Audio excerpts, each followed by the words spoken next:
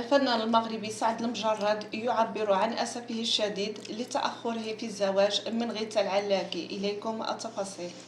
كشف الفنان المغربي سعد المجرد أثناء حلوله ضيفا على إحدى القنوات في حوار خاص معه على أنه نادم جدا لكونه لم يتخذ قرار الزواج في سن مبكر، وعلى عدم زواجه من غيثة قبل وقت طويل وتضيع كل السنوات الفائتة هكذا.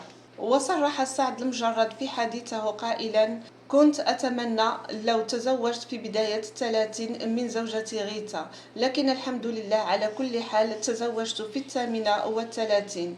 ووجه سعد المجرد رسالة للشباب المقبلين على الزواج، مؤكدا أهمية أخذ الوقت الكافي في اختيار شريك مناسب لضمان حياة زوجية مستقرة. هذا وأكد سعد المجرد في حديث عن مكانة زوجته غيثة في حياته وأهميتها الكبيرة لديه ودورها في إضافة الكثير من الأمور المميزة في حياته سواء الشخصية أو العملية، مضيفا على أنها تمنحه الطمأنينة والراحة التي دائما ما يحتاجها الشخص، كما أكد على أنها تسانده وتساعد في التركيز حتى يكون دائما في أفضل حال وتقديم ما هو أفضل للجمهور.